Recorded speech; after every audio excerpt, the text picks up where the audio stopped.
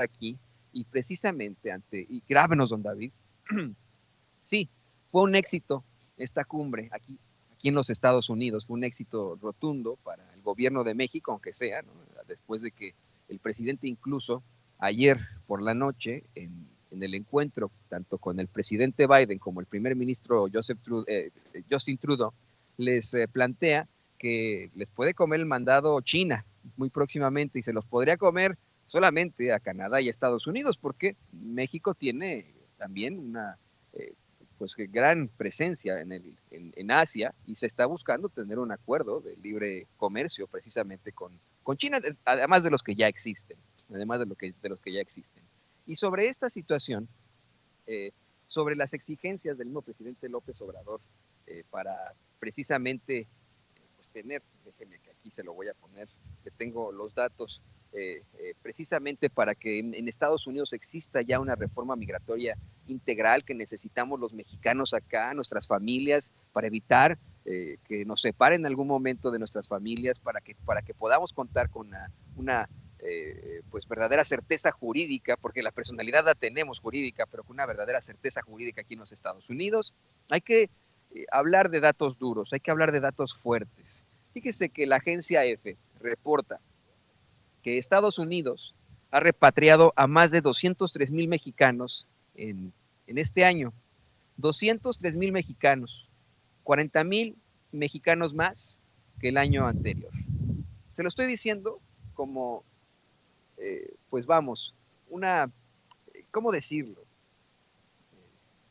Una queja absoluta, si usted lo quiere ver así, como una eh, forma de expresar mi indignación aquí, enfrente de esa casa blanca. Estados Unidos ha repatriado, deportado a más de 203,000 mexicanos solamente este año. 41,000 mexicanos más que el año anterior.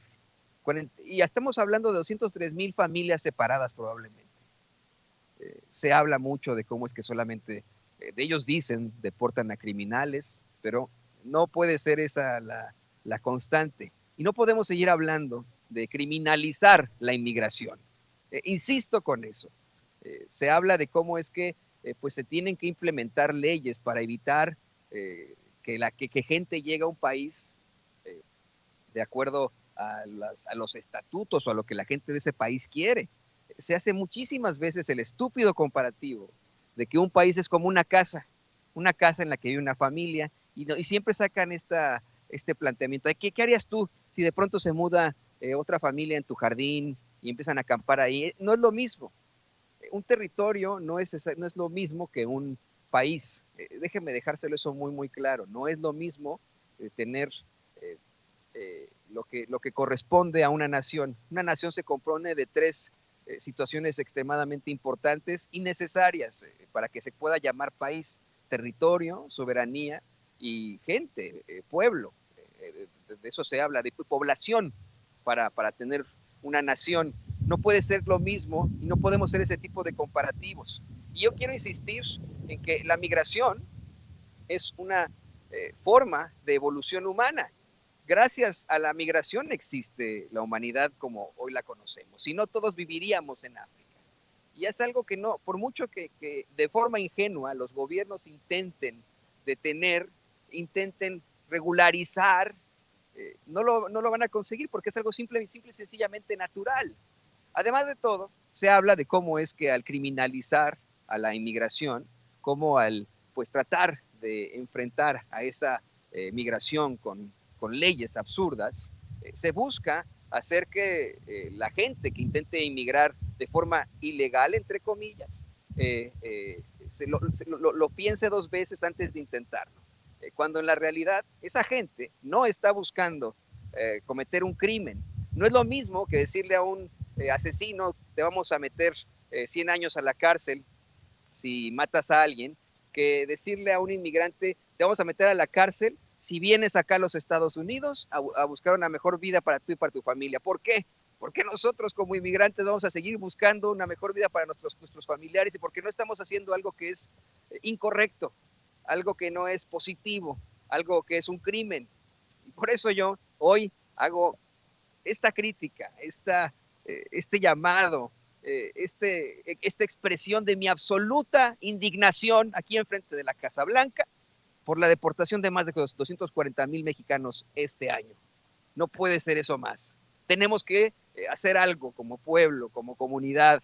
Los que puedan, señoras y señores, regístrense para votar. Si usted es ciudadano estadounidense y es además mexicano, regístrese para votar. Si usted es residente permanente, hágase ciudadano y regístrese para votar. Si usted no es ciudadano, si usted es indocumentado, pero sus hijos sí son ciudadanos, concientícelos, politícelos, hábleles de esto, dígales que este año, al momento, al menos 240,000 familias fueron separadas por la deportación aquí en los Estados Unidos. Y eso no puede ser así, señores. Y bueno, le digo, tenemos mucha más información. Yo le quiero agradecer que se esté conectando con nosotros en esta transmisión especial de Sin Censura desde aquí, desde la capital, Washington, D.C. Estamos haciendo circo, maroma y teatro para poder llevarle esta transmisión como podemos. Ya sabe usted que estando en Chicago o estando desde nuestros sitios desde donde transmitimos, no tenemos problemáticas para este tipo de situaciones, pero bueno, aquí nos enfrentamos al viento, al mal tiempo y también a poderle compartir este tipo de notas muy indignantes. Y mire, vamos a pasar de la indignación que sentimos los mexicanos acá en los Estados Unidos por las deportaciones, a la indignación que vamos a sentir todos los mexicanos que nos ven y que nos escuchan, ahora que le comente